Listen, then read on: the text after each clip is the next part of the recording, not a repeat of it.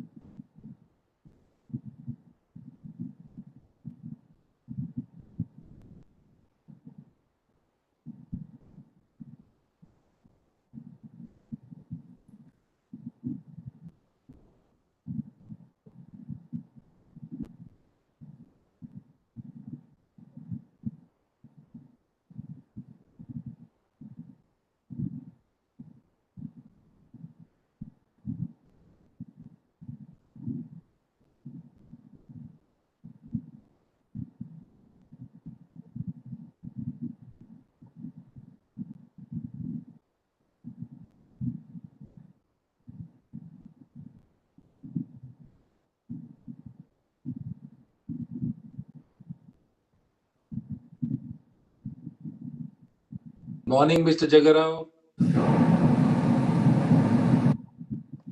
Good morning to you. How are you?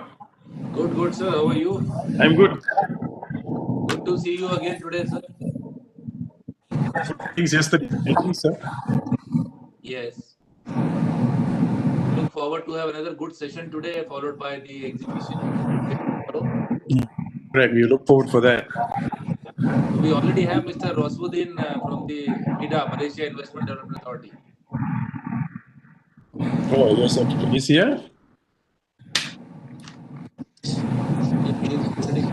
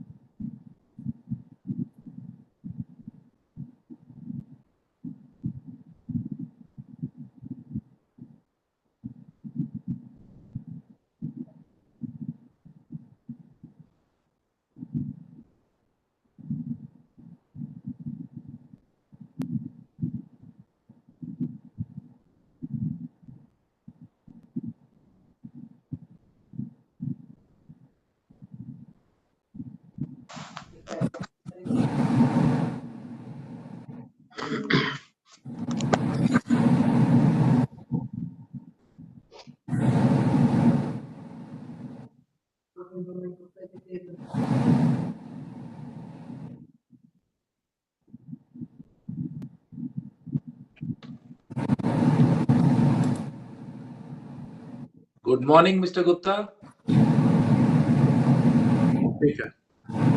Good morning. Good morning, sir. Thank you so much for joining, sir. My pleasure. We are waiting for other people. Then we will start in another 5-7 minutes. Sure. Morning, Naveen. Good morning, sir. How are you? Good, sir. Thank you very much, sir. Sir, we already have Mr. Vipin Gupta ji with us, who is the Vice President of the Indian Vegetable Oil Producer Association. Hello, Vipinji. Nice seeing you. Welcome. Hi. Thank you. Welcome. Thank you. We also have Mr. Roswedin Zain, sir, the Director of the Malaysian Investment Development Authority. And Hello, Mr. Jaga and Mr. Zain. Mr. Jaga Rao, you met him yesterday also, sir. So he is also there. Mr. Roswelldin, welcome. Hello. Yes, we met yesterday. How are you? Good afternoon. Good afternoon. So you stay in KL? Mr. Jagarrao, you stay in KL? Things are very noisy. Somebody, There's some background sound. somebody's background sound.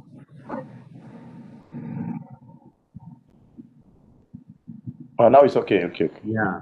So you stay in KL, I was asking.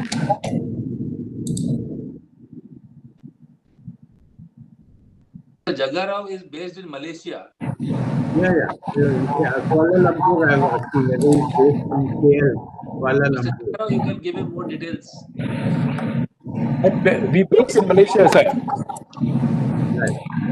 and we are generation of Malaysian Indians. Right. Wow.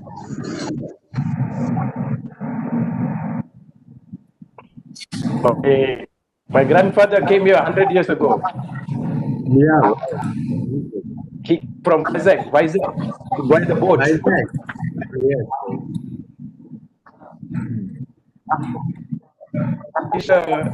To Malaya in 1898. Wow. 120 years old.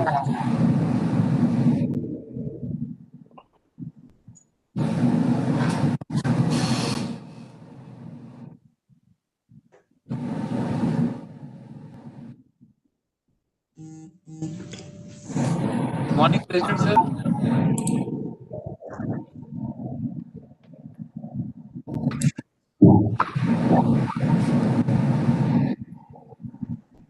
Italy.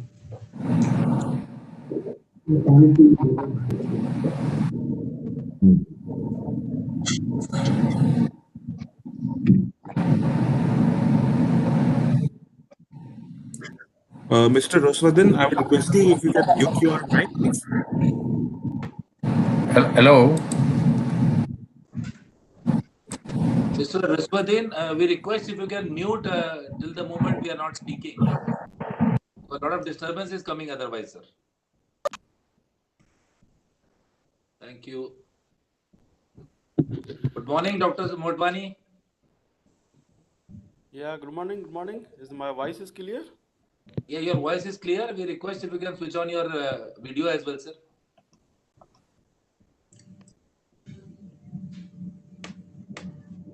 Good morning, President, sir. You can't hear us, I think.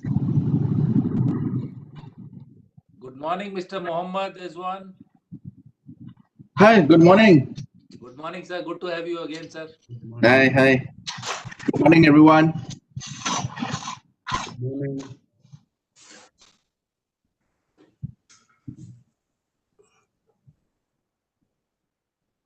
Good morning, Chairman sir. Nice to see you again. Good morning. Morning.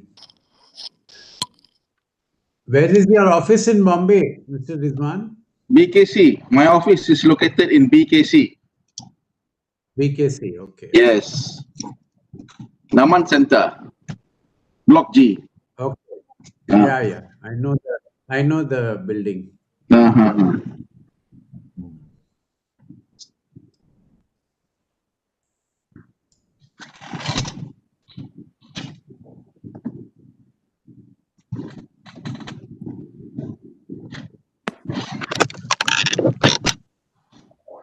Good morning, President, sir.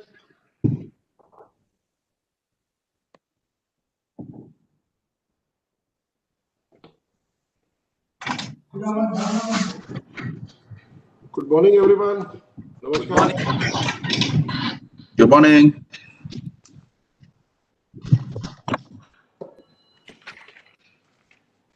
So can we start?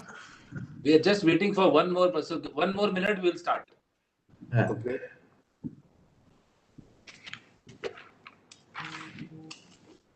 President, sir, as we discussed yesterday, we have again Mr. Jaggarao with us, who also represents a chamber called MASACOM, Malaysia South Asia Chamber of Commerce. Mhm. So we will be entering into an MOU with them. Mhm. And then, as we were discussing, we will try to explore the possibility of starting that our Malaysia chapter with them, sir. There. Excellent. I think that will be an excellent idea. What we were discussing Yeah, because yesterday. there's a lot of correct. There's a lot of opportunities that still Mhm. I think we work very closely on that because I think due to our similar cultures and also the life everything, I think we have a very high potential actually to go. There is no doubt about that. You know, it's not just culture, it's our historical relationships, our diaspora. I think in every possible way, you are a part of Indian diaspora, I believe, sir, yourself, right? So I Yes, think this is, also yes, correct. yes. So I think it is such a strong bond that we share among the two nations. So it's definitely, I think, a lot to be done and lot more to be achieved. And I Malaysia can become a bridge for the whole Southeast Asia. Good morning, Ms. Bhavna Shah.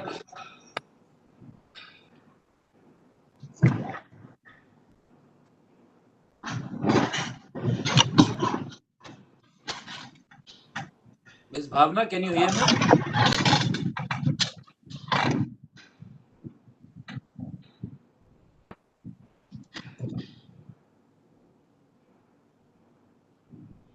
Mr. Naveen, Yes, sir. are we waiting for one more speaker? No, I think now we can start. Okay. Mr. Excellent. Khairul, I was waiting. I think Mr. Khairul has not joined yet.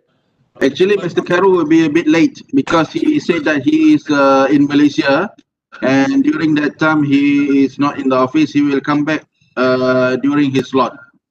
Sure. All right. Sure. Okay. Then, Okay. so I will just check our technical team. Can we go live now? Yes, please. Mayank, can we go live? Yes, sir. We are live, sir. Okay. So, good morning, ladies and gentlemen. I, on behalf of PhD CCI, Progress Harmony Development Chamber of Commerce and Industry, welcome you all to today's session, which is basically we are covering doing business with Malaysia, the new normal. As yesterday we started our event with the Malaysia India Trade Expo and the inaugural session. So today is the webinar, and then the event will be going on till tomorrow. So I am happy to have with us today Mr. Sanjay Agarwal, the President, PhD Chamber of Commerce and Industry. We also have with us Mr. Ajay Poddar, the Chair of International Affairs Committee for East and Southeast Asia, PhD Chamber. We are happy to have with us Mr. Mohammad Faizul Izwan, the Trade Commissioner, Malaysian External Trade Development Corporation, MATRADE. Thank you very much for joining us, sir. We also have with us Mr. Roswaddin Zain, the Malaysian Investment Development Authority, MIDA, Malaysia. We also have with us Ms. Bhavna Shah, the country representative India, Sri Lanka, Malaysian Palm Oil Council from Malaysia. We also have Dr. Admin, will you please mute everybody except the speaker, including me? Mayank, kindly do the needful, please. Yes, sir. So we also have Dr. Suresh Motwani, the co-chairman of the Solvent Extractors Association of India. And we have Mr. Vipin Gupta, Vice President from the Indian Vegetable Oil Producers Association. And we have Mr. Jaggarao Simancha, the founder and CEO, ASC Agenda Surya Communication Malaysia. And he also represents MASACOM, the Malaysia South Asia Chamber of Commerce and Industry. So I welcome you all the esteemed panelists today with us, and we look forward to have a very interactive session today. So to take this further, I invite Shri Sanji Agarwal, President, PhD Chamber of Commerce and Industry, to give his presidential address.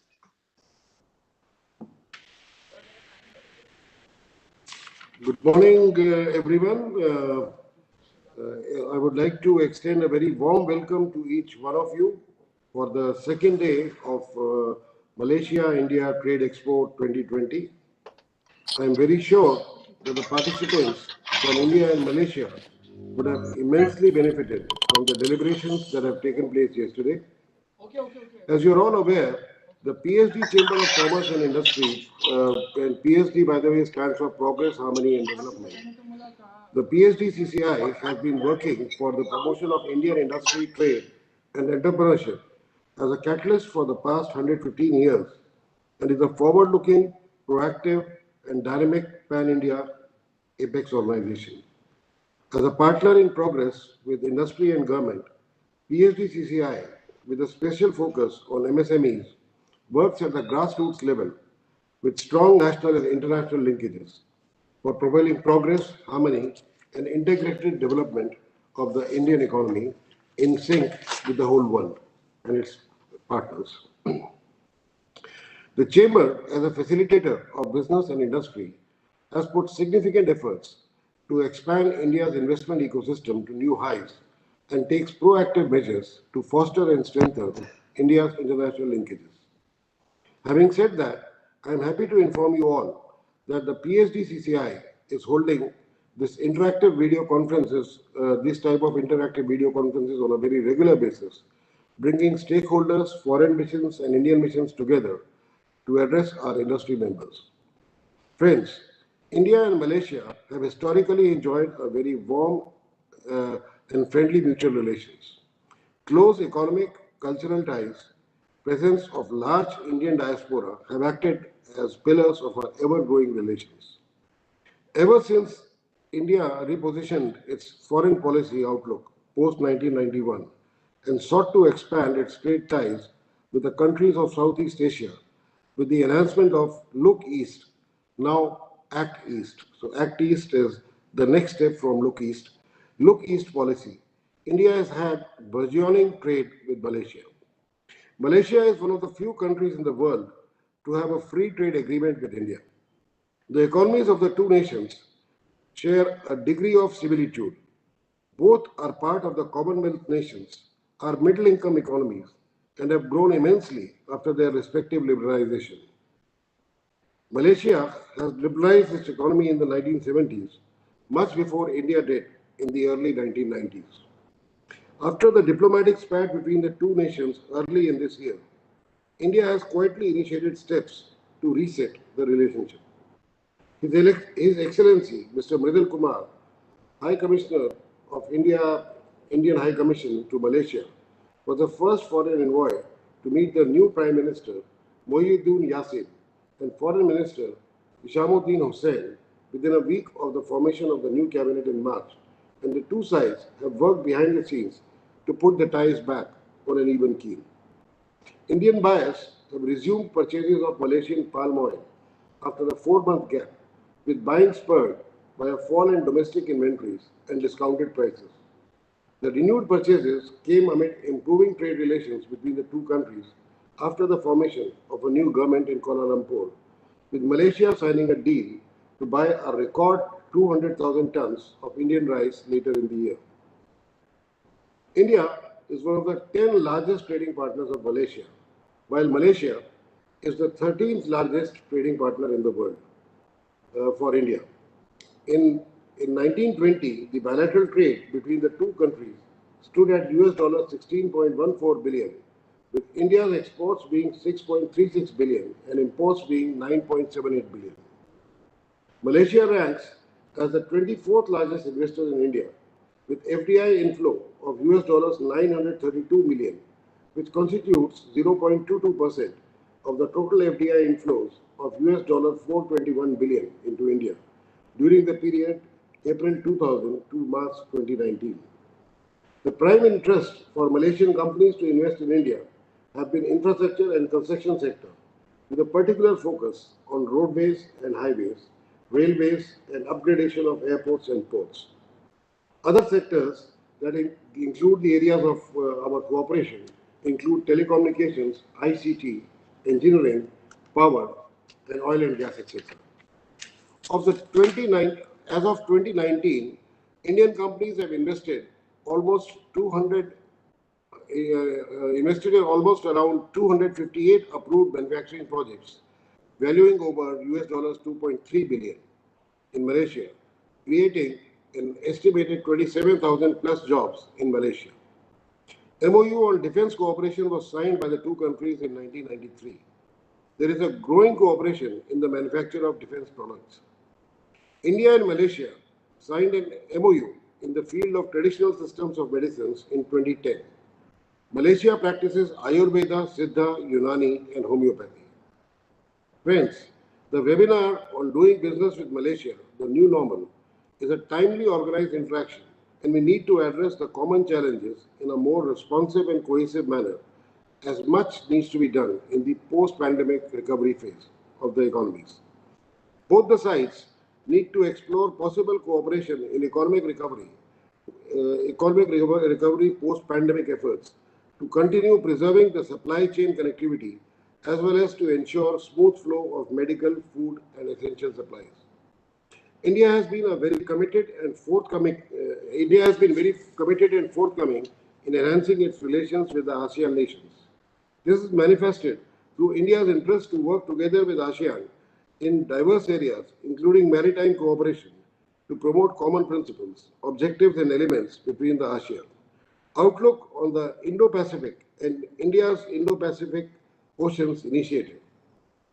My colleague, Mr. Ajay Poddar, Chair International Affairs Committee, PhD-CCI, will provide further insights on India-Malaysia trade and cultural relations in his theme address. Friends, before I conclude, I would like to inform you that PhD-CCI, along with its member stakeholders, is committed to achieve the desired quantum jump in economic growth and build a world-class infrastructure promoting a progressive technology-driven system. Thank you so much. I wish this webinar all the best and look forward to hearing from other speakers. Thank you. Thank you very much, President Sir, for sharing your views and setting the agenda for today's deliberation. And now I would like to invite Mr. Ajay Poddar, the Chair for the International Affairs Committee, East and Southeast Asia, PhD Chamber of Commerce and Industry, to give the theme address. And I am happy to inform you all that as of now, we have 228 people who are attending this through the platform which we have developed. And out of which we have around 70 plus Malaysian companies also participating in this. We welcome all the participants as well. So I welcome Mr. Ajay Poddar to give the theme address, please.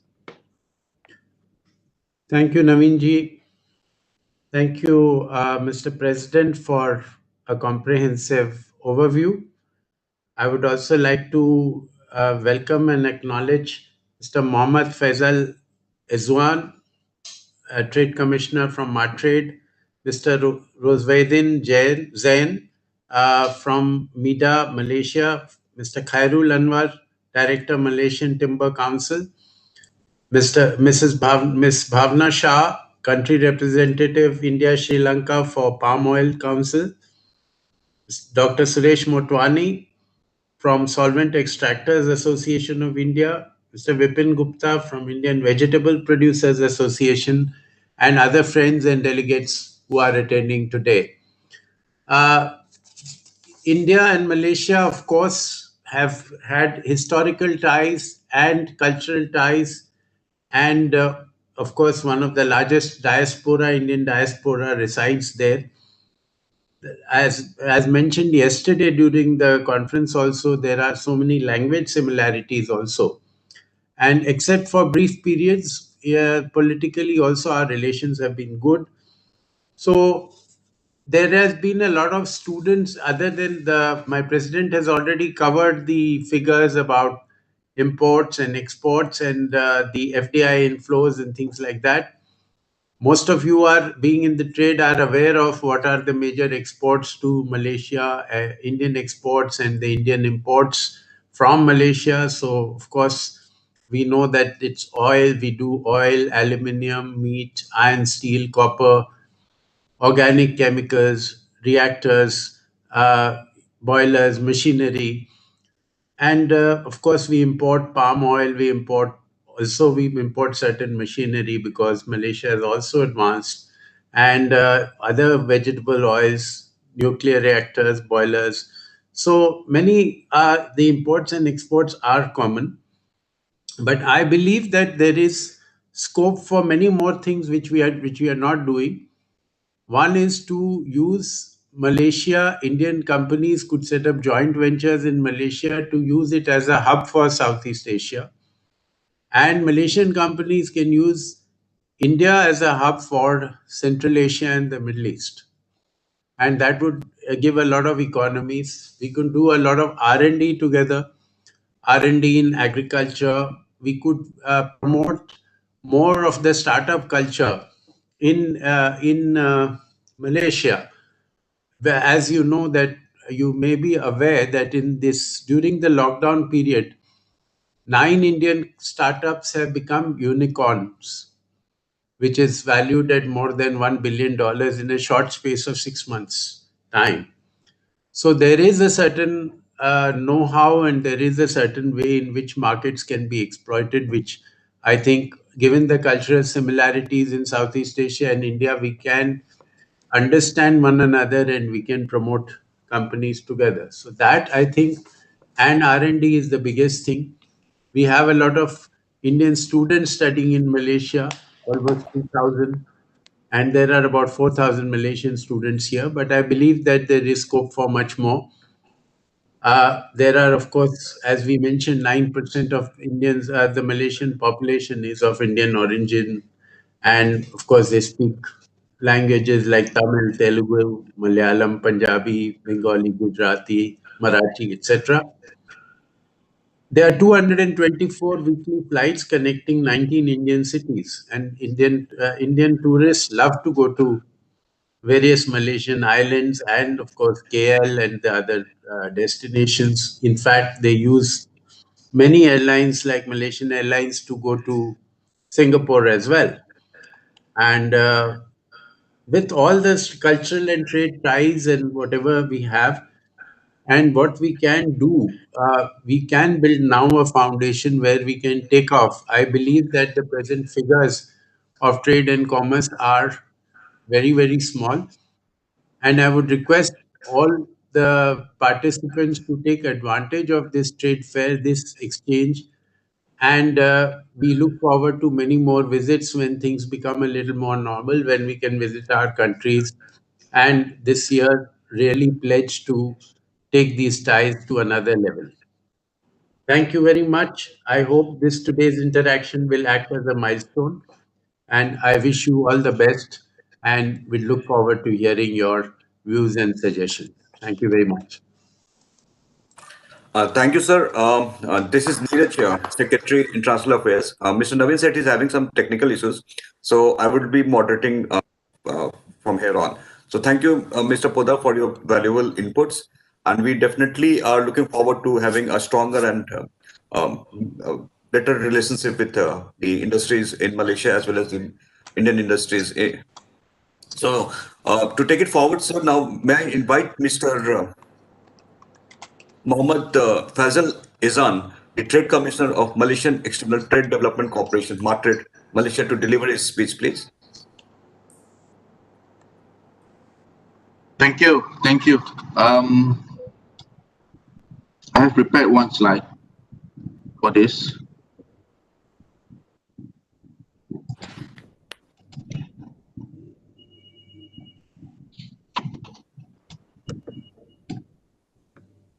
Are you able to see the slide? Yes, sir, we can. Okay, right. Right. Thank you, Mr. Niraj, the moderator for this virtual event. Suprabhat, Namaskar, and a very good morning to all distinguished participants, ladies and gentlemen. मेरा नाम Mohammed Faisal, trade commissioner Matrade Mumbai, Actually, Martrade in India, we have 2 trade offices located in Mumbai and Chennai. Let's begin our presentation, shall we? Malaysian consulates आमचं investment section. Malaysian investment development. Okay. This is our market snapshot for Malaysia. With a population of 32 million and a land size of 30,524 square meters, Malaysia is the second fastest growing economy in ASEAN after Singapore. Our total trade was valued at $445.2 billion with a GDP of 364.7 billion in 2019. Our per capita income is around $10,000, and the country's population median is aged around 30 years old.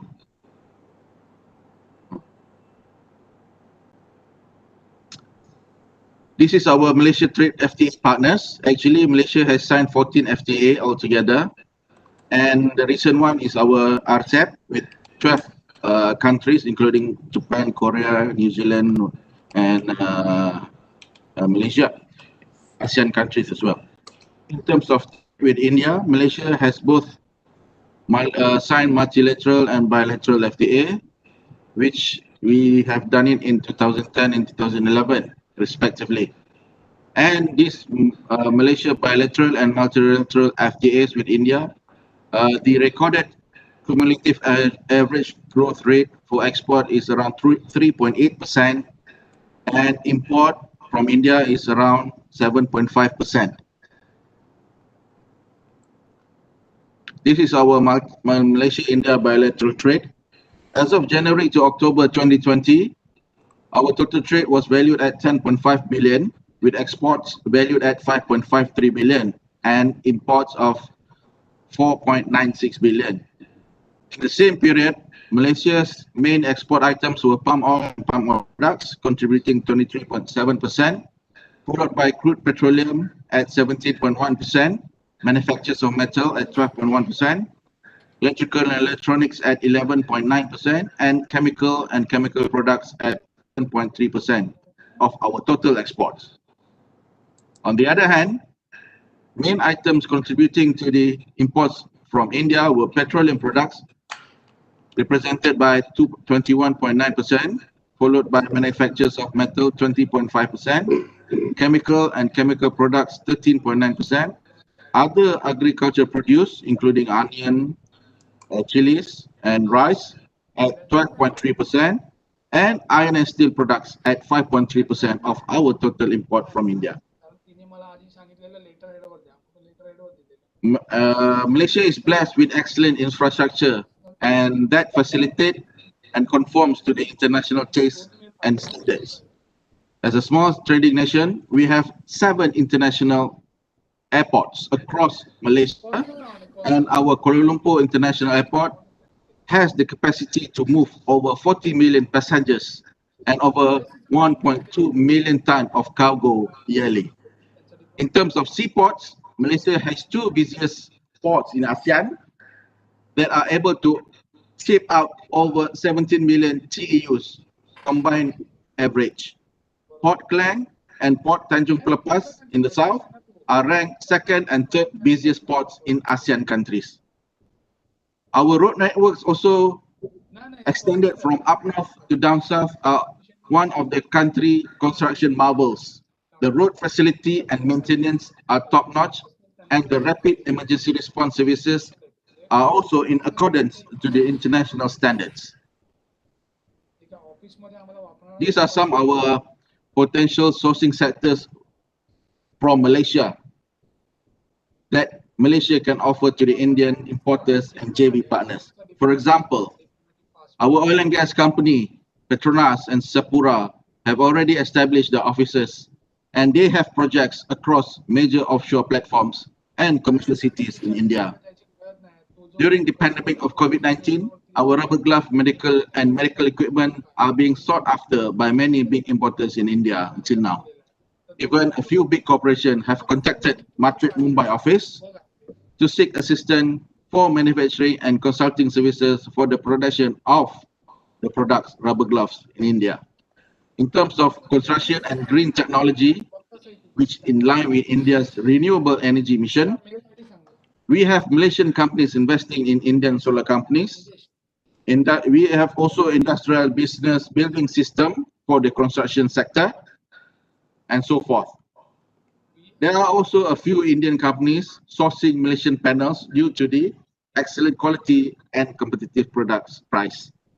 This is mainly due to the advanced processes that Malaysia has to offer, which allow the product to be favorably priced at a par with quality. And of course, our oil and gas, with the recent engagement by Malaysian oil and gas in India, our company, Bumi Armada, has signed a joint venture collaboration with Shapurji Palunji. It is a contract of 10 years project for the FSPO projects in the west coast of Mumbai. In 2010, L&T, Larsen & Toubro, and Sapura, they have formed a JV, and they operate over 3,000 derrick lay vessels and undertake installation platform and pipelines in offshore of India, Middle East, and Southeast Asia. This is our Malaysian furniture capacity, our capability. We export 80% of our export furniture to the top 10 importers in the world. Major export include US, Japan, Australia, and South Asia market. And in South Asia, India, Bangladesh, and Pakistan are the main export destination for our furniture. Malaysian furniture continue to set itself apart with the original design aesthetic and good work ethics as compared to other furniture competitors. There are also Malaysian companies having joint ventures in India. It is expected that the revenue in Malaysia furniture and homegrown segment to be around 704 million by 2025. And as you know, Muar is our furniture city in down south Johor. That contributes 60% of the total production of furniture. Malaysian company like Bristol Technologies Sdn Bhd, they have been in Mumbai, and also Flex Office Sdn Bhd, they also have a few outlets in Mumbai, which I think that is a reason why we believe India is one of the long-term market for Malaysian furniture companies.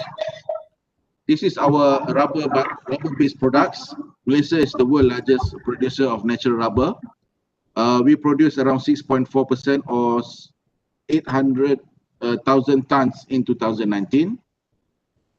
And in 2020, our total export of rubber to India is valued at $119 million, and that was 45.2% higher compared to the export in 2019.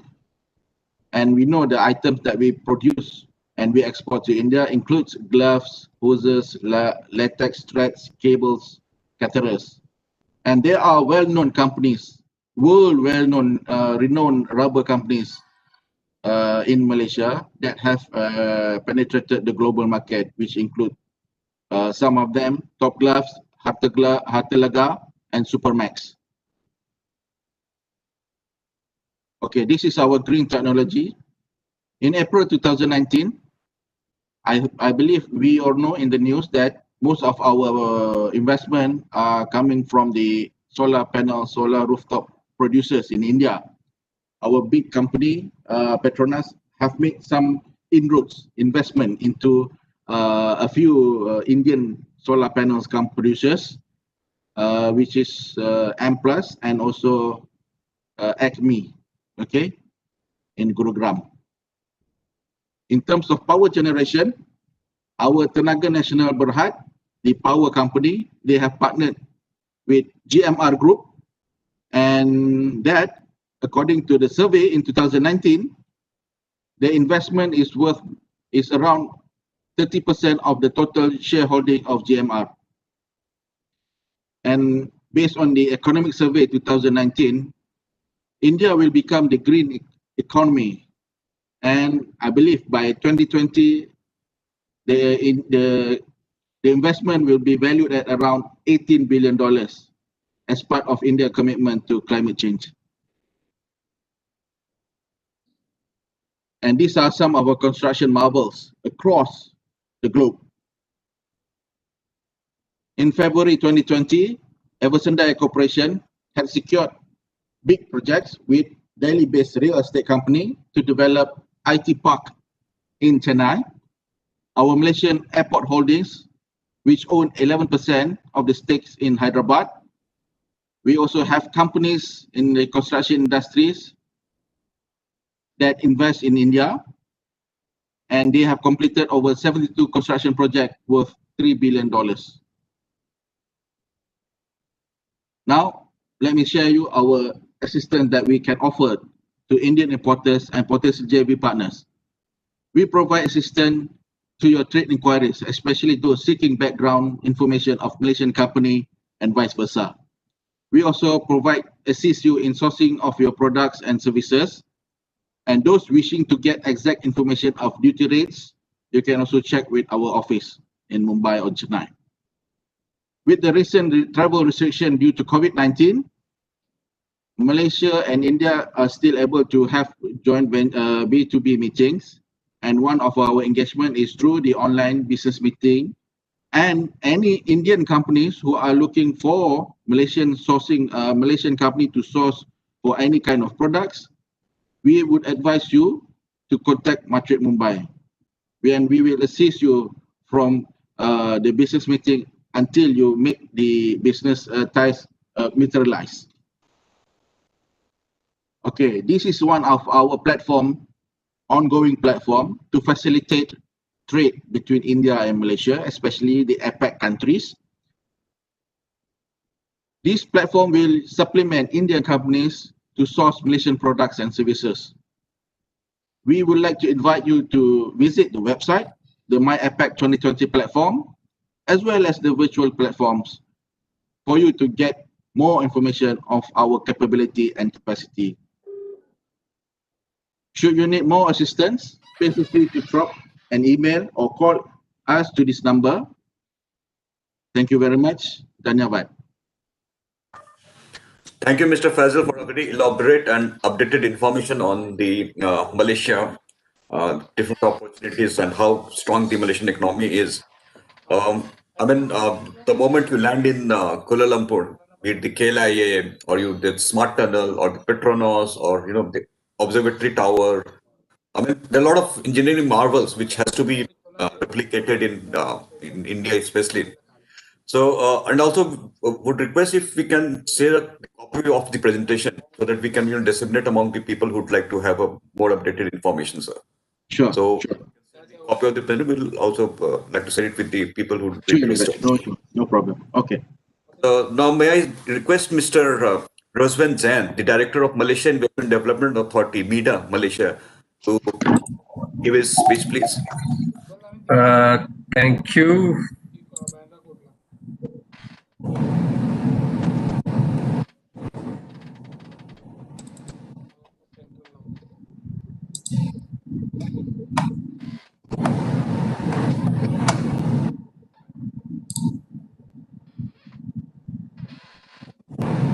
Good morning, everybody. Can you see my slide? Yes, sir. Can you see my slide? Yes, we can. Yes, we can. Okay. Good morning, especially Mr. Sanji, President, PhD, CCI, and all distinguished speakers today.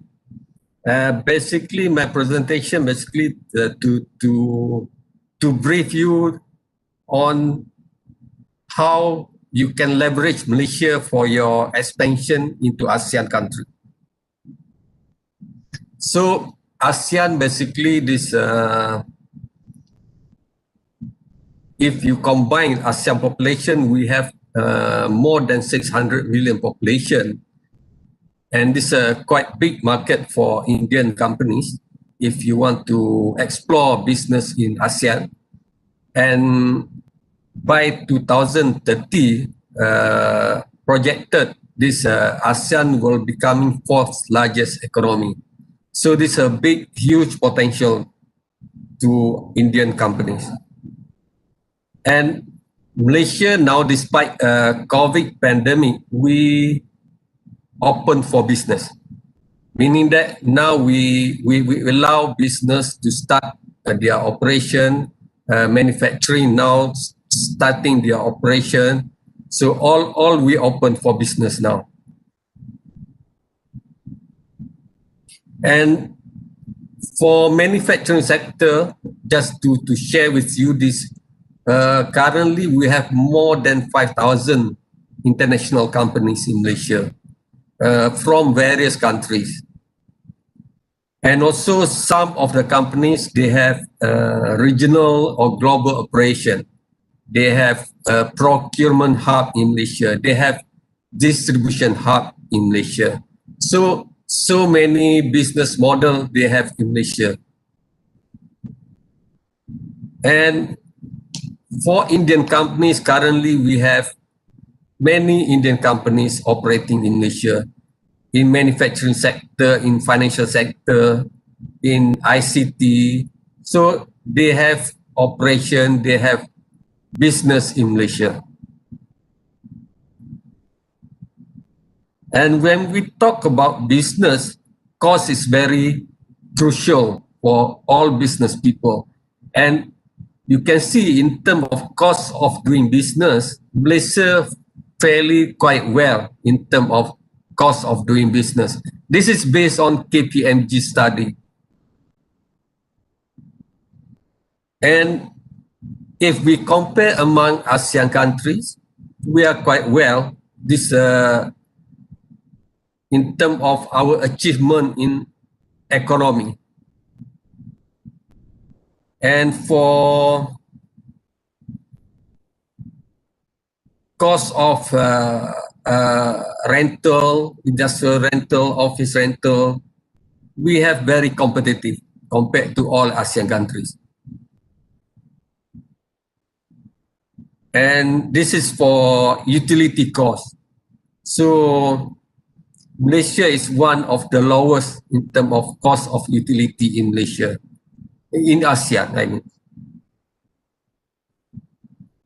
And when business people exploring expansion into ASEAN, when they want to choose any particular ASEAN countries, they might consider Malaysia based on this justification or our selling point, basically this location. When you have office or you have operation in Malaysia, basically Malaysia to India is not too far. If you travel by air, if Chennai maybe can be less than 4 hours, Mumbai is around 5 hours. So it's reachable within 3 to 4 hours. And Malaysia also, our policy in terms of business is we adopt this business friendly policy, whereby we allow 100% foreign ownership in Malaysia. We don't restrict whether you can have joint venture in Malaysia, you can have 100% own, no restriction. This up to your decision in Malaysia. Malaysia also, we allow this repatriation. When you doing business in Malaysia, you can repatriate your profit or your capital or dividend anytime without restriction from the government. And when you have business in Malaysia also, you might want to send somebody here to take care of your business in Malaysia. You can apply for this working permit to send your people to work in Malaysia. And also in Malaysia also, so many options to start business in Malaysia. Can be certain company, they might want to have a representative office. You might want regional office or sales office. Or some company, they prefer to have like operational or regional headquarters in Malaysia. And some company, they have production facilities in Malaysia. So up to your decision to choose which business option suitable for your operation in Malaysia. And in Malaysia also we have talent, Malaysian talent. And if you can see this based on ranking, Global Talent Competitiveness Index, we in Asia Pacific, Malaysia is number 5. So after Singapore, New Zealand, Australia, Japan. So we are very competitive in terms of talent. And in terms of productivity, Malaysia ranks 6 out of 141 countries.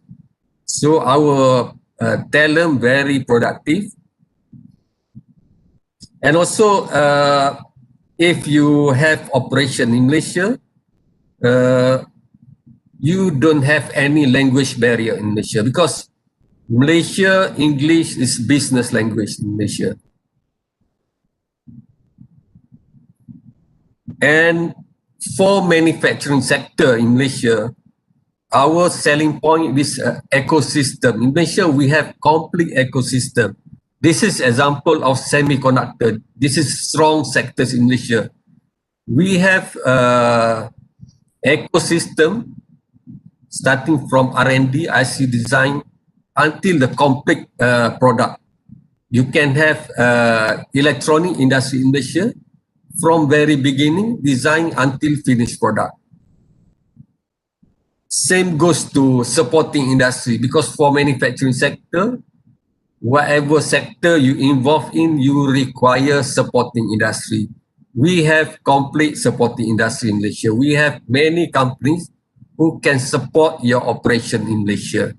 So meaning that when you have operation in Malaysia, you can source all component from Malaysian companies, Malaysian-based companies. And also, Malaysia is part of ASEAN. Definitely, we have various free trade agreement. And also, as mentioned, my colleague just now, this RCEP, which is the largest world trade bloc.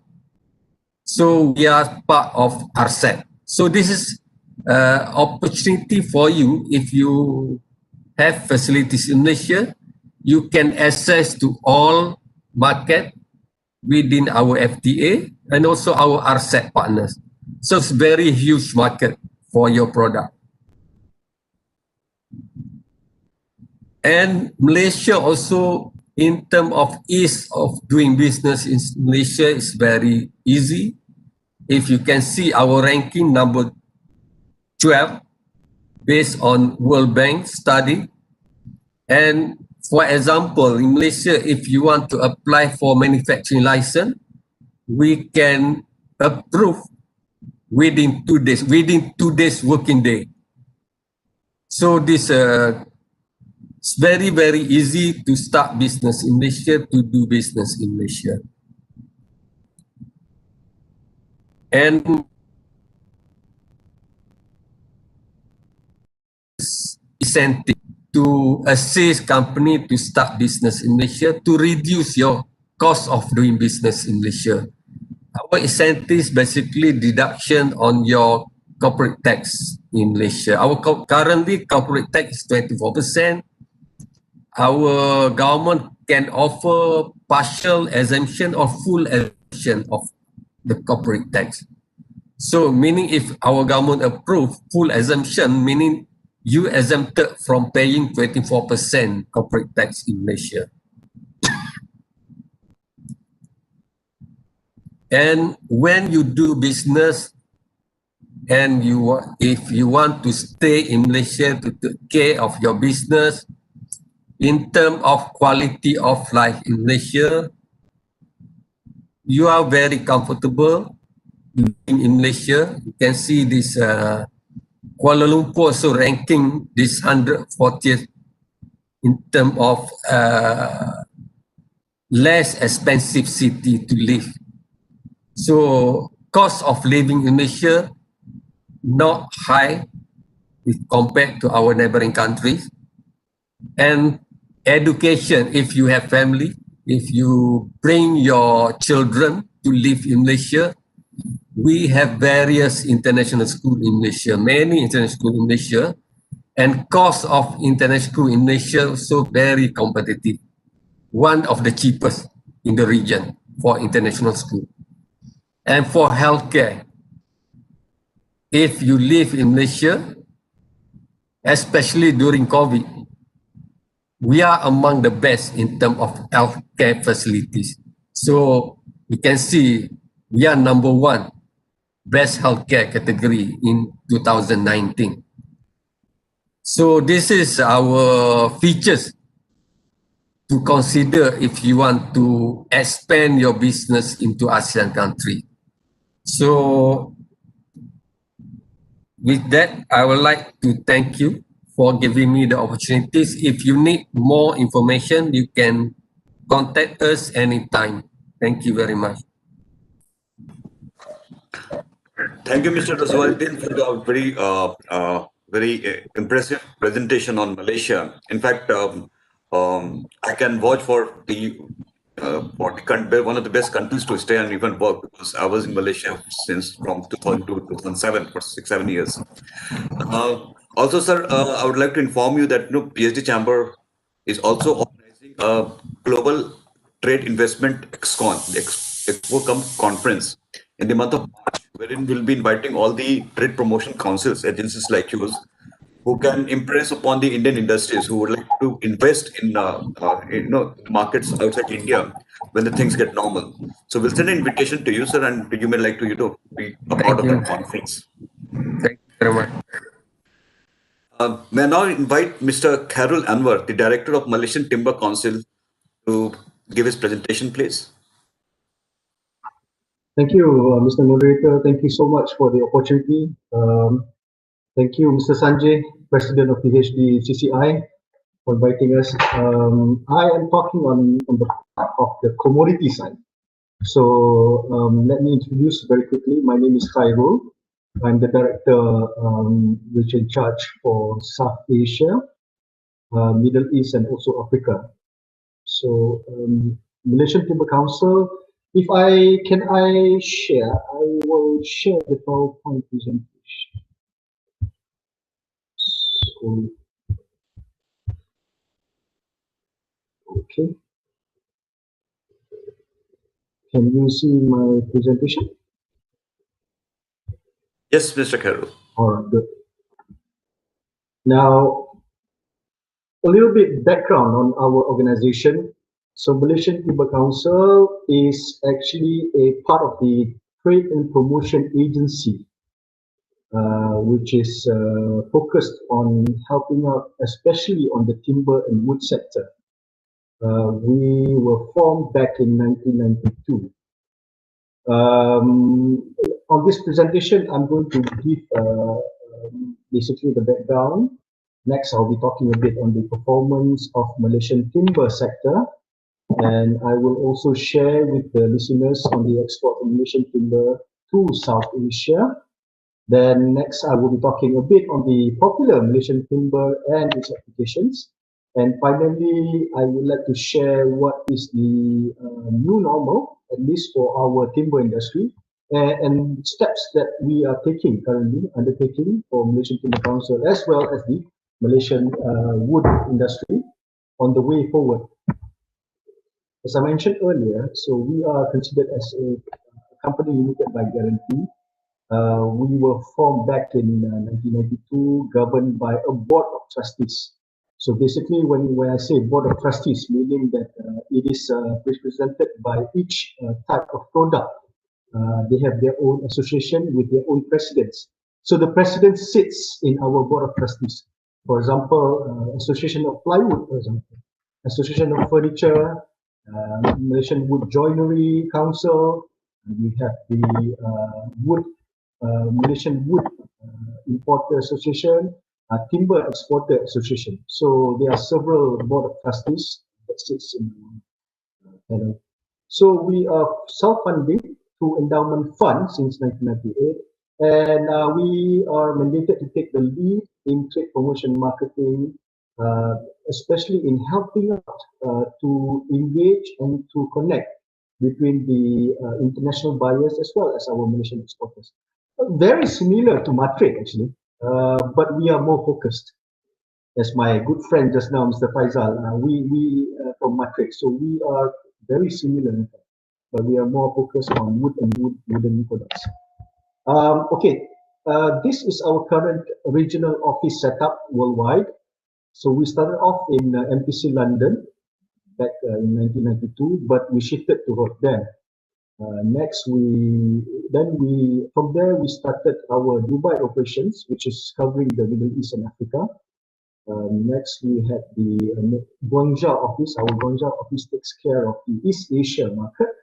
Bangalore down south, we are taking over the South Asian region, which includes Sri Lanka, Maldives, Bangladesh, etc., Nepal, Bhutan, and Pakistan.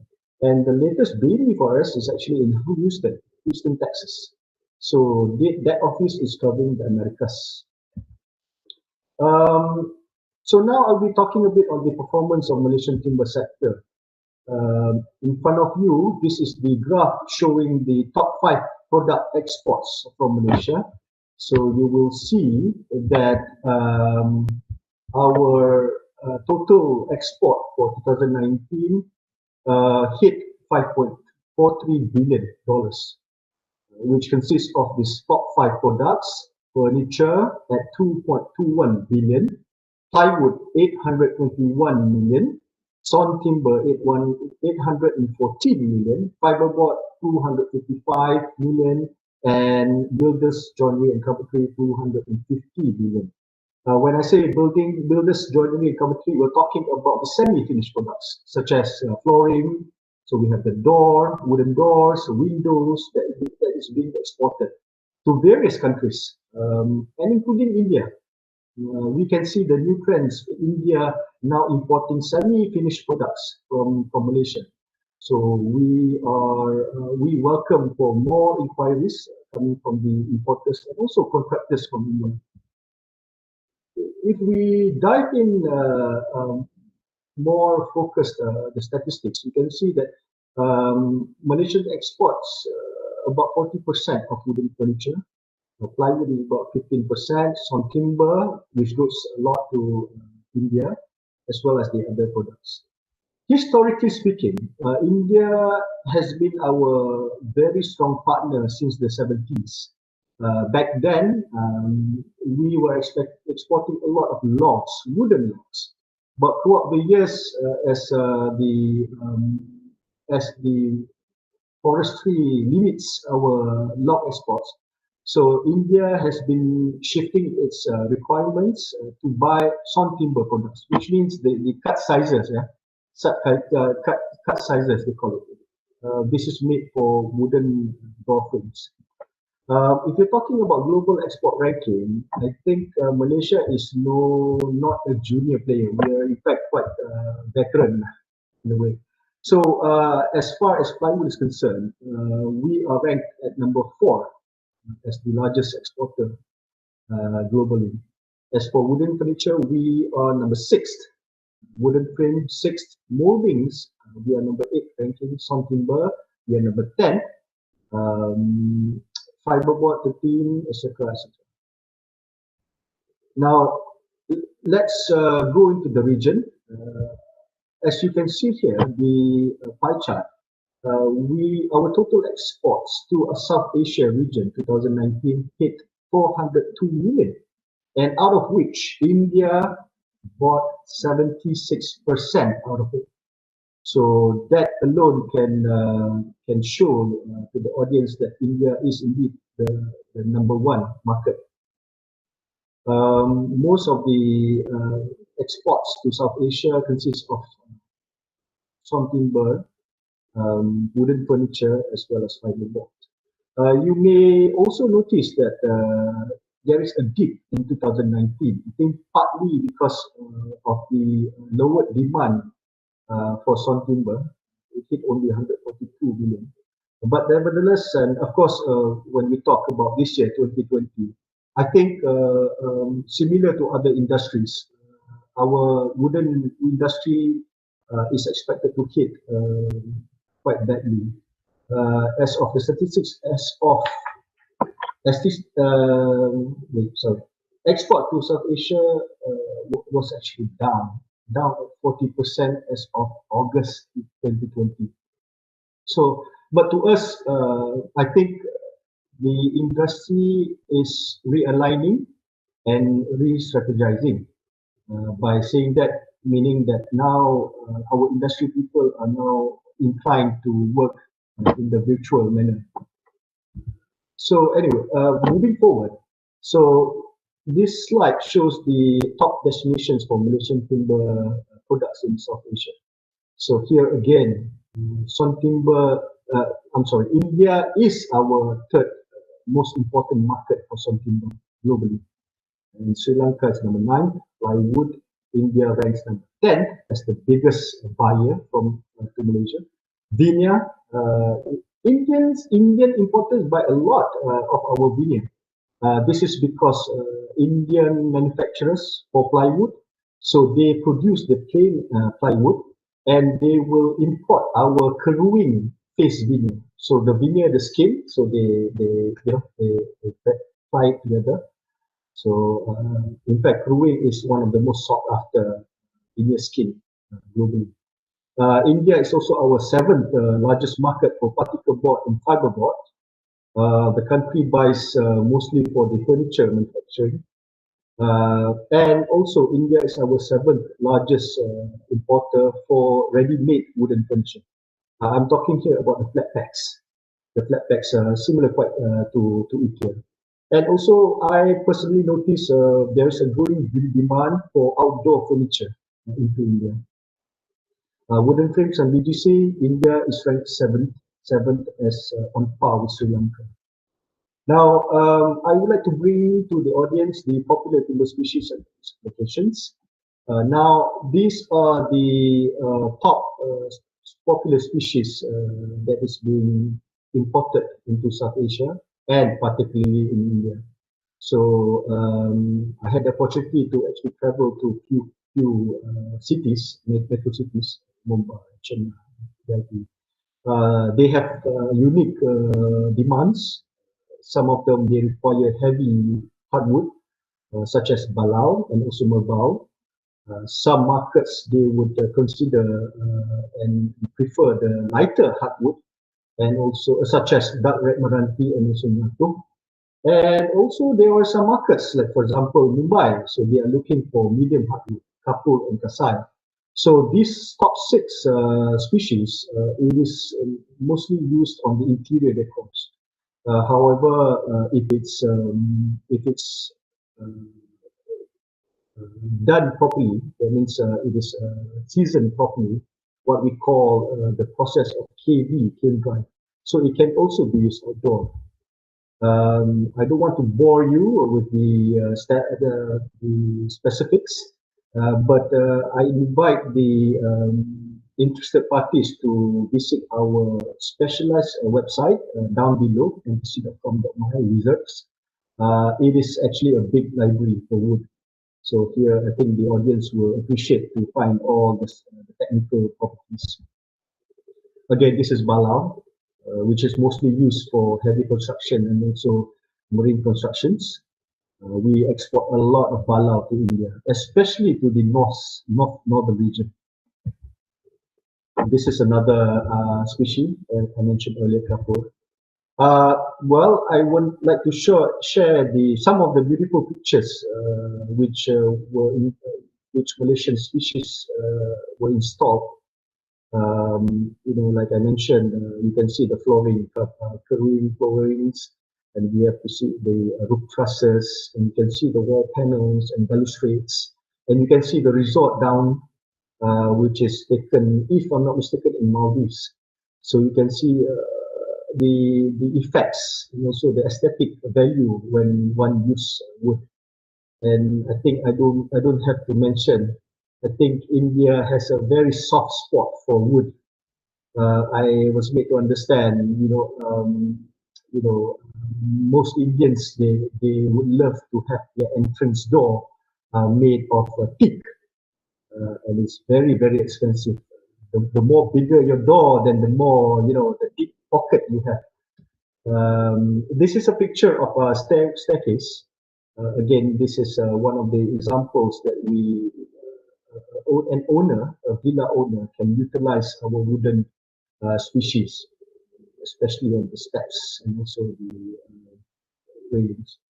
Well, I think in terms of COVID happening since March, many of the Indian importers have now shifted its preference towards smaller furniture setups, as well as furniture that can be used as an office because they cannot go to work now, so they're working in the office. So now I think our Malaysian manufacturers are also trying to look on ways, on new designs, on how to accommodate both requirements, meaning having a quite similar office setup in their room, in their house. So we have more.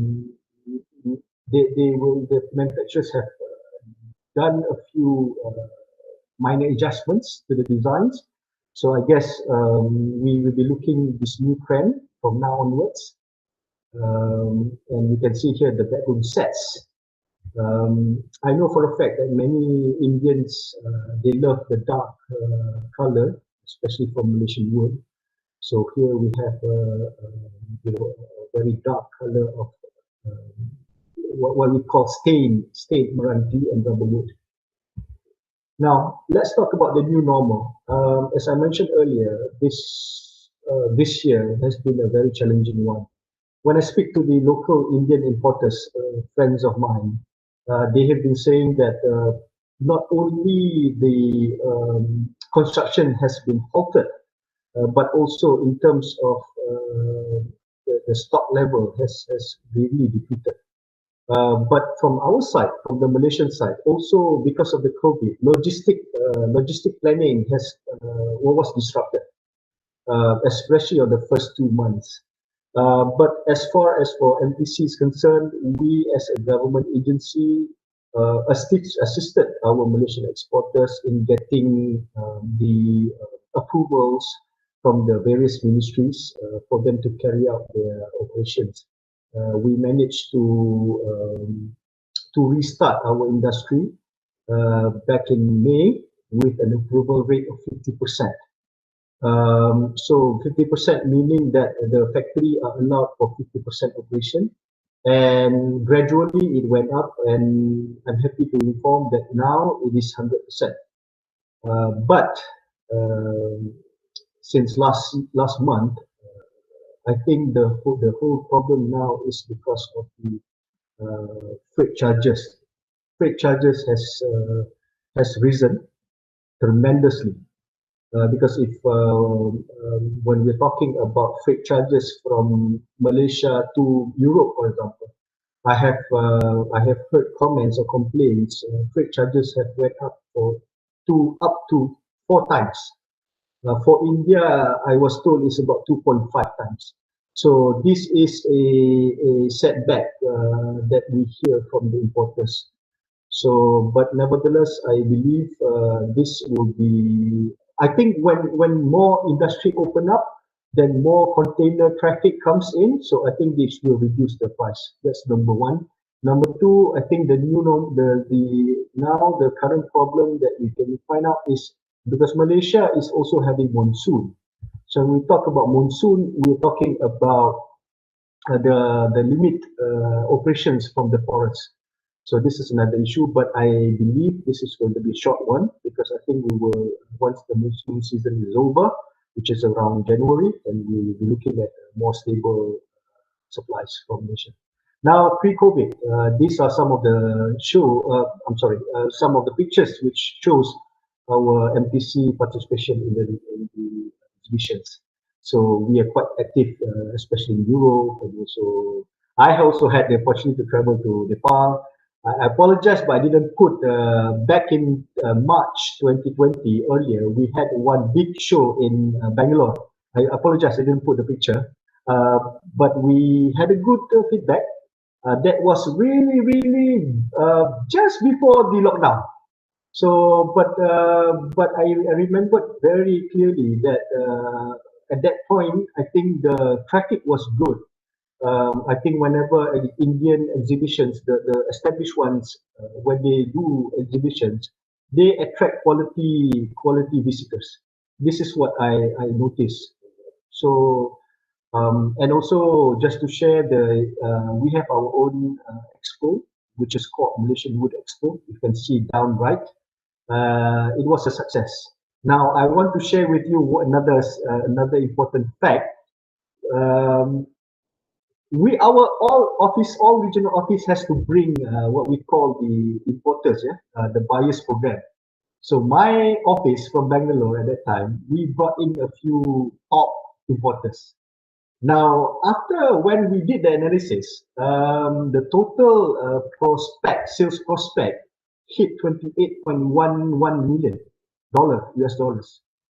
However, 23% of the volume value actually came from India alone. So total 28.11 million. India alone took 6.5 million. So again, that shows how big. Whenever Indian friends come, they will wall up everything, So, but I'm very happy. I think my boss was very happy too. Now, if you look at the actions moving forward, again, unfortunately, we had to cancel some of the programs for 2020. But we are engaging more online. Like for example, Furniture China, Digital Trade Show, we have the Dubai Wood Show, we have the 3D Wood and Working Show in India, where MPC Bangalore is participating. We also had 7 webinars that we joined. And I personally organized a few industry online dialogues, mainly Sri Lanka, UAE, Netherlands, and Poland. And for next year, in January, we will start with a bang. We will do a B2B session with the Indian importers. Please please have a look at our website for new updates. Again, like I mentioned, MTC webinars is being frequently arranged. So I think this is a new norm for us, not only for the Malaysian exporters, but also importers. These are some of the pictures. So what's next for MPC? We'll be working to maintain our traditional markets, which includes India. We will also be focusing on emerging markets, for example, places like Mediterranean market, like for example, the Jordan and also Lebanon market. We'll be also looking at Nepal. That's one of the emerging markets. And partly, we will intensify promotions of value-added products. As I mentioned earlier, the products such as flooring, interior decors, handrails, those are the things that gives more value for us. And we are also more focused on innovations and value add. By that, I'm saying that manufacturers from Malaysia will be having more portable like furniture. If we're talking about furniture, more portable designs, which is like and we also will be encouraging our Malaysian exporters to engage in e-commerce and also digitalization. I think we cannot escape. I think this is the new norm, whereby people are restricted on traveling, but we will not give up. I think as a global citizen, I think it is very important for us to move forward. By having said that, we will be more embarking on online communication engagements. I hopefully looking for the stronger support from the Indian community, I think we should also always maintain our very close partnership between India and Malaysia. I'm here as a support team. Audience, listeners, those who are looking for more information, please feel free to contact us. This is my email. And with that, thank you so much for being a good listener. Thank you. Thank you, Mr. Carroll, for such a wonderful presentation on the timber market of Malaysia. In fact, PhD Chamber has a lot of members who are into plywoods, veneer, Sure, and sure. I'd like to share your contact with them, and Sure. let's see if we can have a direct, some sort of interaction with the members. Sure. So, friends, after listening to the wonderful presentation about the timber market of Malaysia, let's now listen to the palm oil industry of Malaysia, which is, as you all know, Malaysia is the leading palm oil production. So, let us now listen to Ms. Bhavna Shah, who is the country representative of India Sri Lanka Malaysian Palm Oil Council. Ma'am, please. Hello and good afternoon, everyone. Can you see my presentation? Yes, we can. Okay. Good afternoon. Good afternoon, can you hear? Yes. Okay, wonderful. Firstly, let me take this opportunity to express my gratitude and thanks to PhD CCI, in particular Mr. Sanjay Agarwal, Mr. Poddar, and definitely a very big thanks to Mr. Faisal, the Trade Commissioner in India. Now, having said that, I'm Bhavna Shah. I overlooked India and Sri Lanka for Malaysian Palm Oil Council. As I see we're running behind time, I'll quickly try to catch up. Now, business as usual. I know this business as usual will bring a smile on your faces, especially under the present circumstances. So, okay. So now, but then we have to make it happen in the new normal. Human beings are most resilient creatures. We adapt to everything. And that is why we have survived for so long in spite of major calamities. So we will overcome this crisis too and bring life back to business as normal, or business as usual. The negative impact that has influenced every aspect of human life, right from how we work to how we live, education for children, recreation for the whole family, how and when people can travel. Now, this affects the whole economies. There's hardly any country, China may be an exception, which will not have a negative growth this year. But the only question is, how much? Some businesses which are directly connected with medical equipment, such as PPE manufacturing kits, or maybe even medical research, they have benefited tremendously from this pandemic. But barring some such industries like sanitizing hospitals, by and large, most businesses have been adversely affected. And especially those related to travel and hospitality, as we heard Mr. Faisal and other speakers present earlier about the Malaysian tourism sector. Probably they may not recover fully for a long time to the pre-pandemic levels.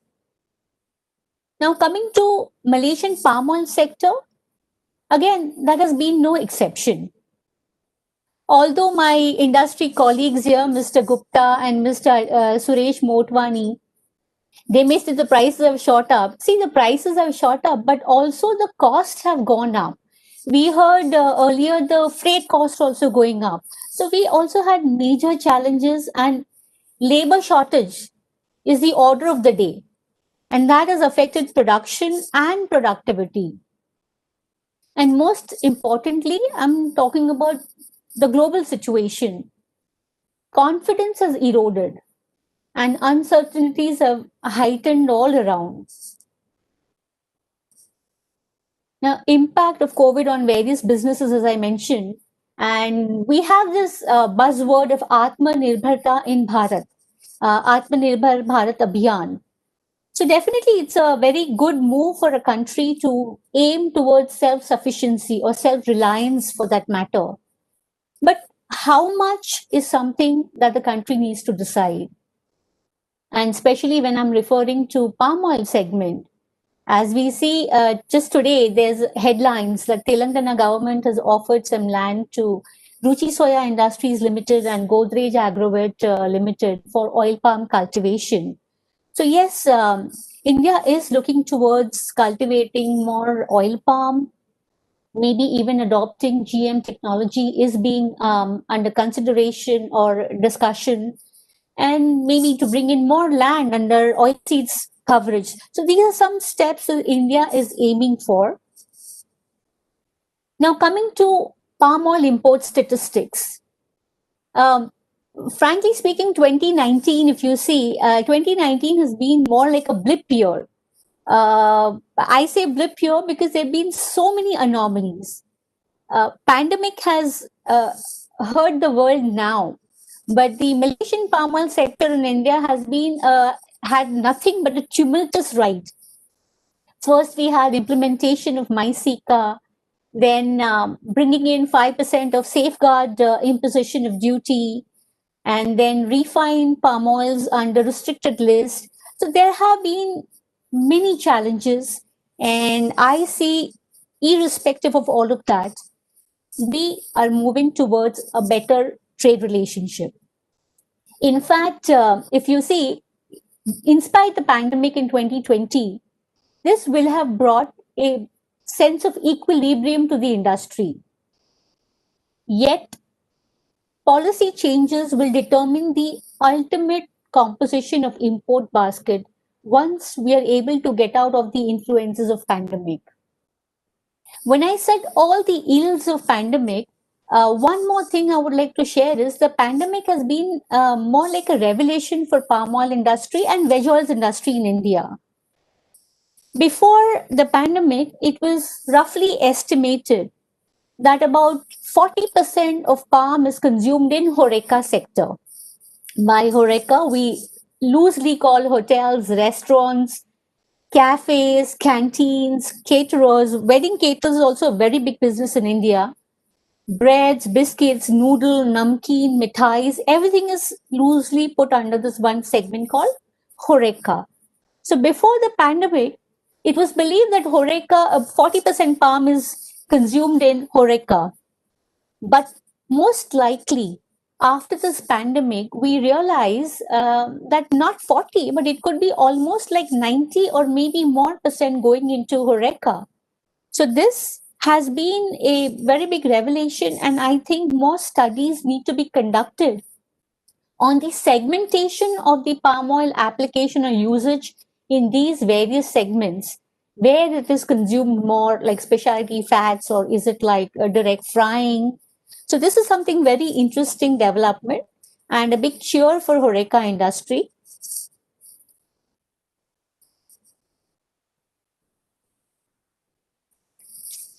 Challenges faced by plantation.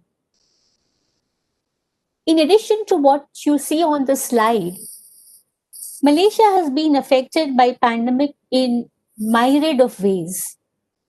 Labor shortage seems to have been a common denominator for both Malaysia as well as India. In India, we saw something like a reverse migration, and the laborers moving or flocking back to their native places. And migrant labor dispersed during the early stages has not fully returned, affecting economic recovery in India. So similarly, in Malaysia, what we have is a large component of foreign laborers into the workforce, especially in plantation. So which has not been able to return back as yet.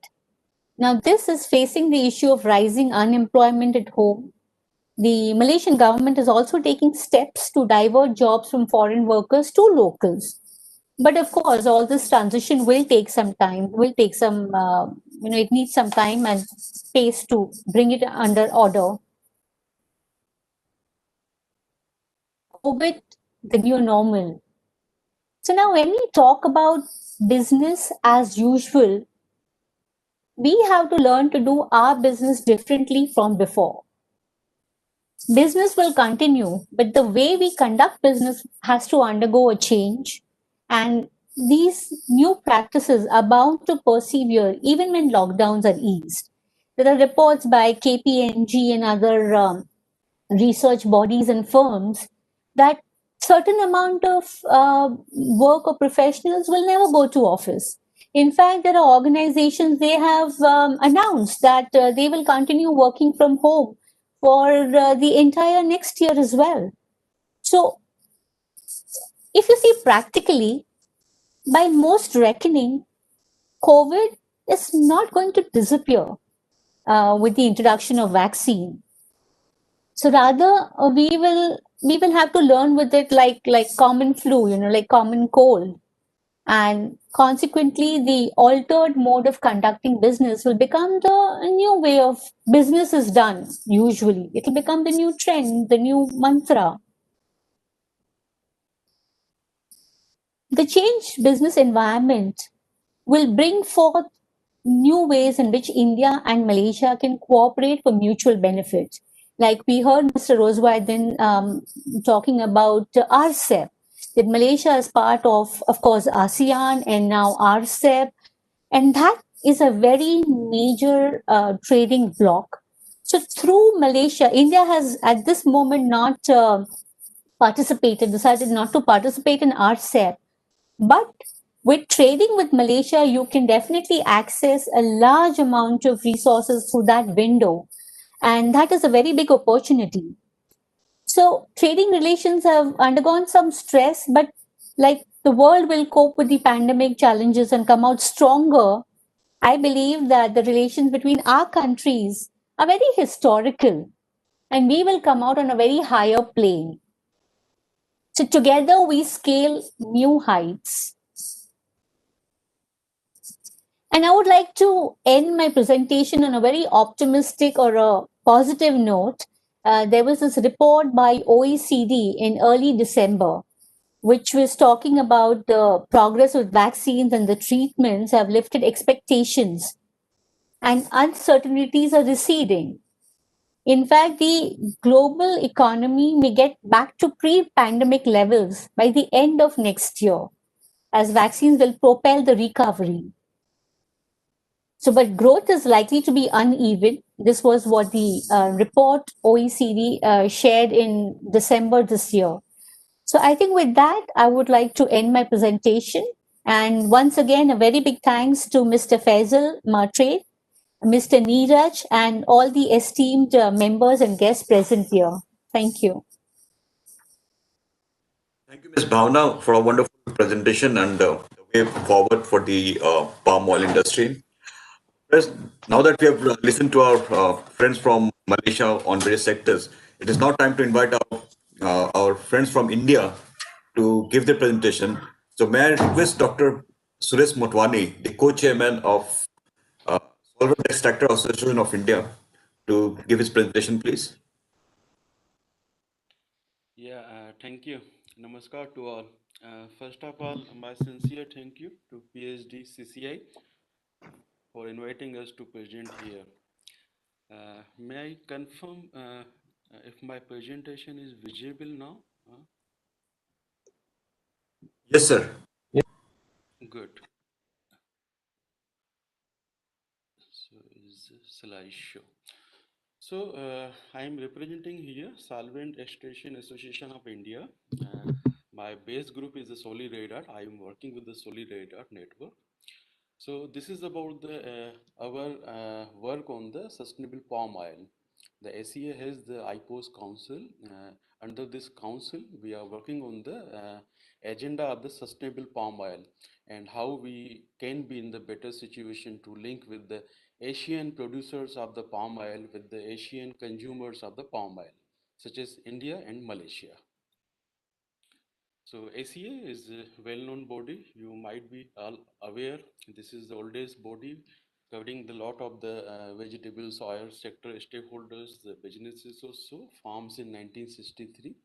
We have more than 700 members across the country in India, along with the many invited members from the different countries out of the India also.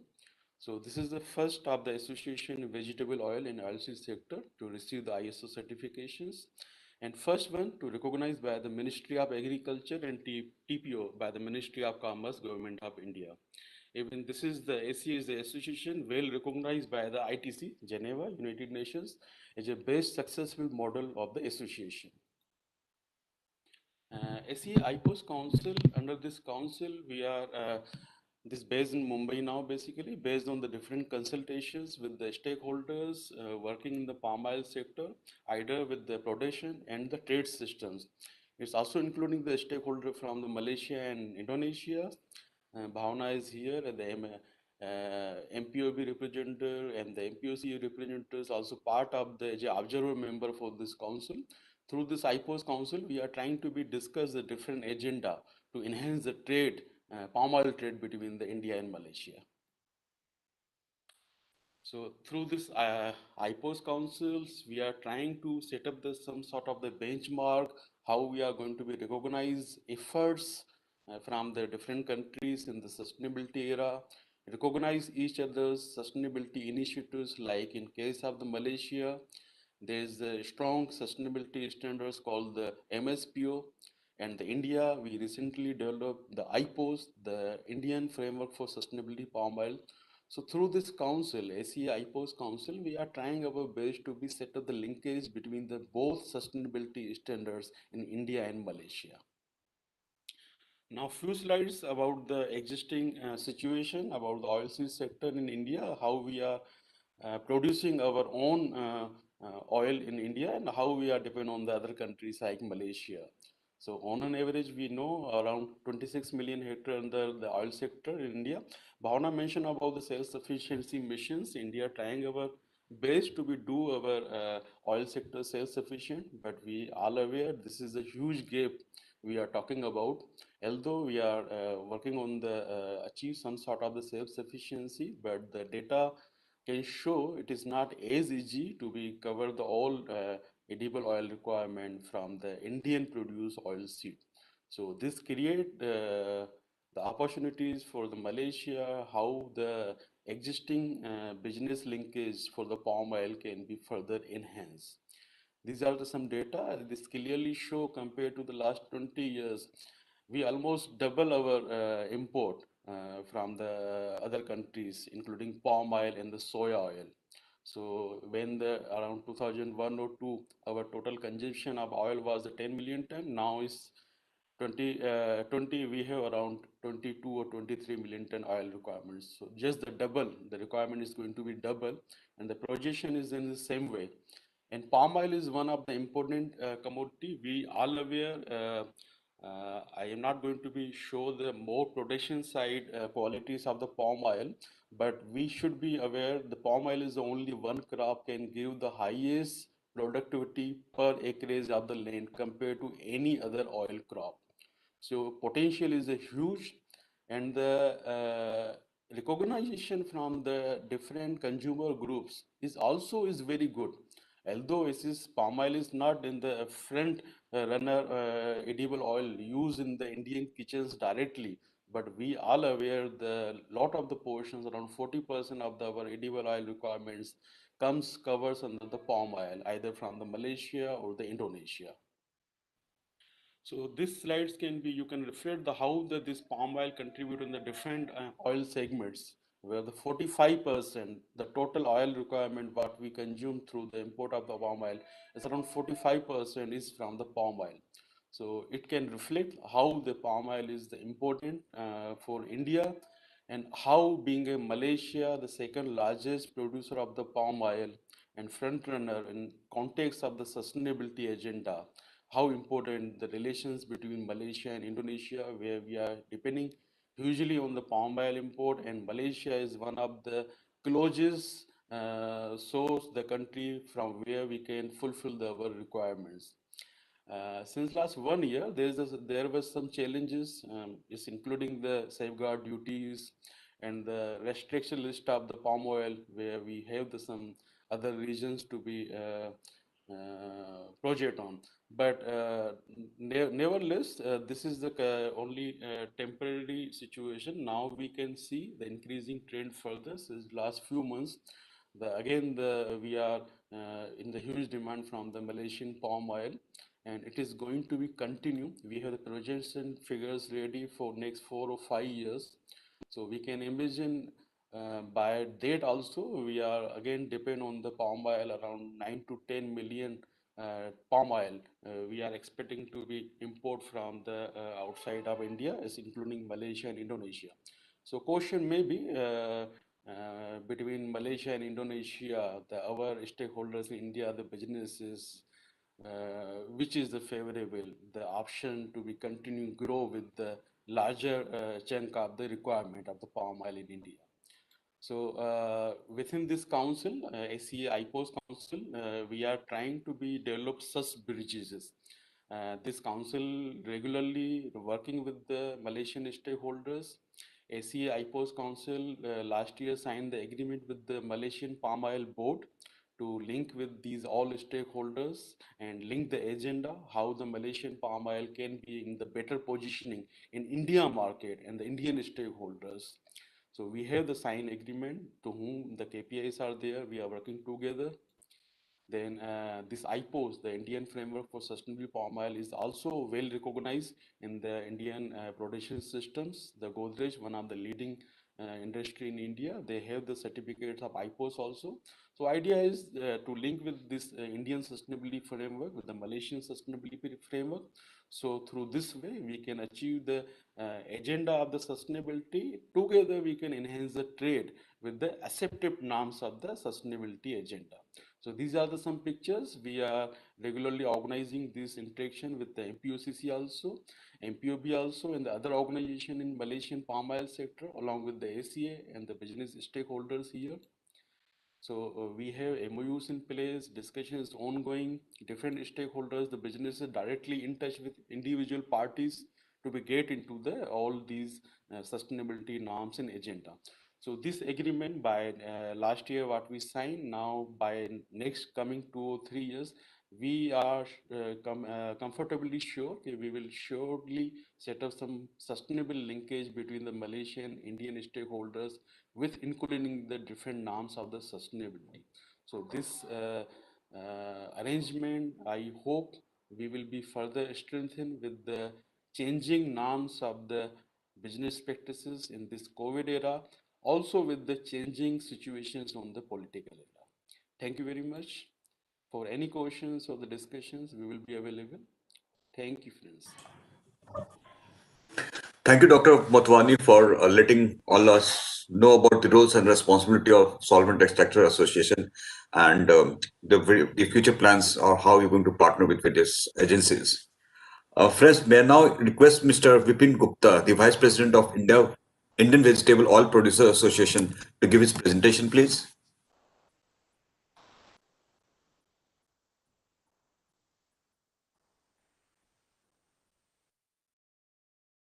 Hello, is my screen visible? Just a second, sir. Yes, yes. Yes, sir. Okay, let me do the full screen.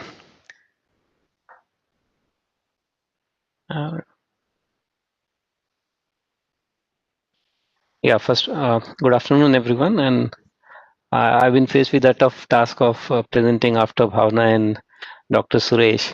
Also gives me an opportunity to cut short my presentation so that I can stick to the timeline. So it worked both ways. In fact, when Bhavna was presenting, I was busy editing some of the slides which are not required and deleting them. So thanks, Bhavna, for making my job easier in that sense. Just a short introduction of IUPA. It's a association of edible oil producers. We represent more than 70% of the edible oil capacity in India. We have Expo, which is from all the professionals coming from big names in the industry. And we have a advisory body which oversees the work of IVPA. Bhavna is part of that. So we represent stakeholders across the value chain. And we work very closely with Indian policymakers where our aim is to provide them with the transparent data and the honest assessment of the situation on ground to facilitate the informed decision making by the policymakers. I'll not go too much into detail of the trade flows between Malaysia and Indonesia, but it's a fact that 3 of the speakers today are from edible oil industry. That represents how important it is. Just in terms of key takeaways, the palm oil represents 25% of the total edible total trade between Malaysia and India. Of the total palm oil we import, depending upon the year, anywhere between 35 to 45% is a share of Malaysian palm oil. And of the total palm oil that Malaysia exports globally, roughly quarter of it comes to India. India has a sufficient refining capacity at port. If you see, hardly 60-70% of the capacity is utilized. So this will always create a tension when it comes to olein, because both the countries would try and defend the capacities which they have at origin and at destination. We strongly feel that there need to be a pragmatic solution, some sort of a balance which needs to be found and then respected by both countries so that industries prosper at both ends. Currently, the differential duty structures, which even for Malaysia is again bound to set in January, that further complicates and aggravates such issues.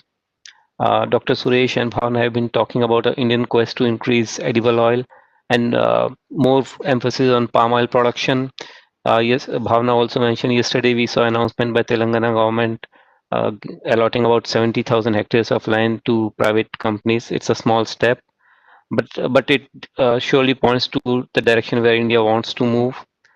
But it's also a fact that the way we are growing, we'll have additional 1 to 1.5 million metric ton of demand which will be added to India every year. And this sort of additional demand globally, if we look at the balance sheets, can be served only by palm. So no matter how fast we try and develop our palm oil production or other domestic oil production, we'll remain the biggest importer of palm oil for years to come. So we see a very strong relationship that will continue to grow. This is IVPA's forecast. I'll not go into the merit of the numbers, but suffice to say, even if you look till year to 2035, palm oil availability domestic at best can be, let's say, 2 million ton, which is a very, very aggressive target. Even after that, we see a requirement of about 18 million ton of palm. These numbers can vary by 1 or 2 million tons in either direction. But the fact is, India will continue to import more and more palm oil going forward.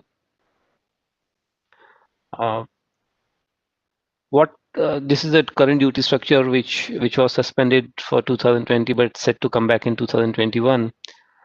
Both Indonesia and Malaysia have been imposing export tax, and the fact is it is different on CPO and for olein, and that continues to create tensions between the two countries that are trading partner. Apart from the political stiff that we had, thankfully it is resolved with Malaysia. As IVPA, we have been working with Indian government and we strongly recommend a slab-based system which sort of mirrors what Indonesia and Malaysia has. So it can counterbalance the effects of duties at the origin so that there is a stable flow between the two countries and it's not affected by frequent tariff changes. Like you have Malaysian government which is worried about the tax collection they have, Indian duty structure will also be continuously governed by the concerns on consumer inflation and farmer income. So these are the two sort of opposing things which Indian government need to balance. So just if I want to take key takeaways, India will continue to be the largest edible oil importer. That's given, no matter how much domestic production we are able to ramp up. For mutual benefit, we will strongly recommend Indian and Malaysian government should work together and sort of formulate a long-term palm trade policy between the two countries while taking input from all the stakeholders. These frequent changes on duty structure on both sides just end up disrupting the trade flow and causes a lot of issues in the smooth functioning of the trade. We would actually encourage both the sides to have a real long-term policy agreed between the two countries that would really set Malaysia apart from Indonesia. And with the current increase in Indonesia, I think it's a good opportunity for Malaysia to increase their market share from current, let's say, an average of 40% to a much higher level. There is a potential, there is a need. I think this is the right time to do that. While we are trying to grow our domestic production, we believe India can learn a lot from Malaysian expertise. And from Malaysian side, it should not be seen as something which will eat away into the exports from Malaysia. I think this will actually help building a lot closer ties between the two countries. And yeah, frequent duty changes and inverted duty structure should be addressed. It will really enhance the trade between the two countries if there is a smooth policy, sort of agreed framework where we have very stable duty regime, duty structures between the import of oil between the two countries. That I think will take it will take us very far in terms of what volume we can do, ease of business between the two countries, and that's our submission to both governments as a IVP association. With that, I'll add, and I think I would have really saved 3-4 minutes. Thanks to Bhavna and Dr. Suresh for their contribution. Thank you. Thank you, Mr. Gupta, for your very precise presentation. And as you rightly said, that most of the last presentations were focusing on oil and palm oil in particular. But there are other sectors also which we believe that will come up, and the business houses from both the countries look forward to it. Maybe constructions, pharmaceutical, food processing, ICT. So there are a lot of things which we need to focus on post this pandemic. And let's say, I think we need to keep on interacting with the members and the stakeholders so that we don't lose the connectivity once things are normal. So, and also, sir, as you are aware, currently we're also having the Malaysia India Trade Expo. So there are around 30 Indian exhibitors and around 15 Malaysian companies who are exhibiting their products and services. So during the day, you can just log in to that platform and visit the exhibition area to see what are the products and services on display, and maybe you can provide the Indian companies and the Malaysian companies with whatever information they seek. So with this, may I now invite Mr. Jagarao Simancha, the founder and CEO of ASC Agenda Surya Communication Malaysia, to deliver the vote of thanks. Jagarao, please. Good afternoon to everyone. So thank you very much. I think I would like to thank all the distinguished guests. I think Mr. Faisal, Mr. Rosodin, Mr. Cairo, Mr. Bhavna, Mr. Vipin, Mr. Sanjay, and everybody who actually, Mr. Suresh, have given a very comprehensive details at how actually the potential between both countries. We been partnering, Agenda Surya Communication and Malaysia Southeast Chamber of Commerce, been partnering with the PhD Chamber of Commerce for the past 5 years. We're doing the physical events in Malaysia, and our events focusing mostly on the lifestyles and also fashions and also other products as in Malaysia for the past 15 years. And we have made position Malaysia as a hub for Southeast Asia. But due to this COVID pandemic, it has given a very new norm and a new ways of how people actually want to do business. And I think it has interrupted a lot of social economy and also the ecosystem of the whole entire business. But it's good that everybody come forward, and with the help of Mr. Kamal Kurana, we came out with this Malaysia India Trade Expo 2020 virtual for the first time. Even though many people doubts that how the virtual things came in, but it came very, very well. So with all of the potentials that came in, I've been seeing that actually. I'm suggesting that the both countries actually can take forward this actually as how Malaysia can become a regional hub for the Southeast Asia, for the ASEAN market, like how Mr. Faisal was telling that the market itself have almost about 650 million. By year 2030, we have a bigger market for us to grow. And also at the same time, India can become a hub for South Asia market itself. And how Cairo was telling that, the Malaysia Timber Council was telling that, he was saying that actually almost 75% that import who came to South Asia usually used by India itself. So I think this is actually the biggest potential that we have to look at. So we would like to work with the Malaysia Timber Councils as well we see that how we can more penetrating, because as far we know that actually Malaysian brand has actually is a very established brand in India. So I think Mr. Agarwal, I think we should take this advantage, and we have to go deeper and deeper. And I think, like what Mr. Bawana was telling just now, it will not go soft. It will not go soft anytime soon. So I think we have to adopt this new normal, and also we have to look forward. And business goes on, goes on. So I hope that our partnership now, let's get together, because I think the world is getting smaller. But now with the pandemic, I think we are getting closer.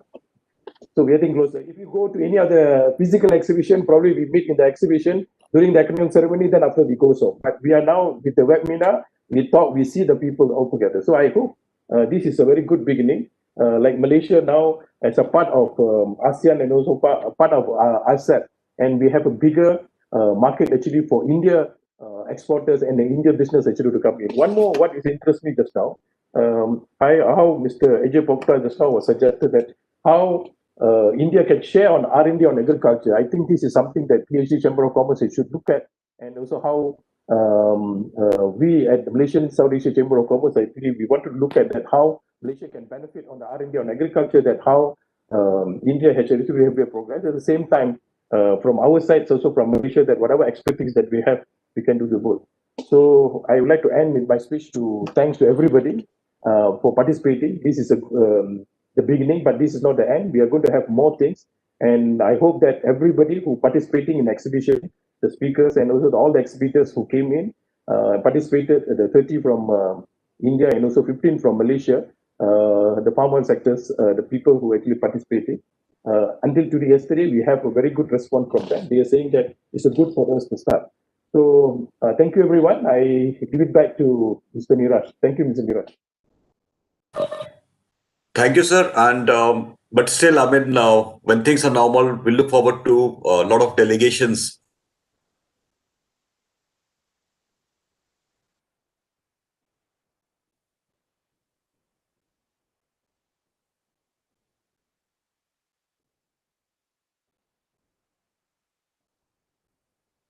To and more, and have a sector-specific interactions, maybe palm oil specific or timber or anything which even I'll be in touch with MEDA as well as the other agencies, and we'll see that we can have a very roundtable sort of meetings, or maybe a virtual B2B sector specific.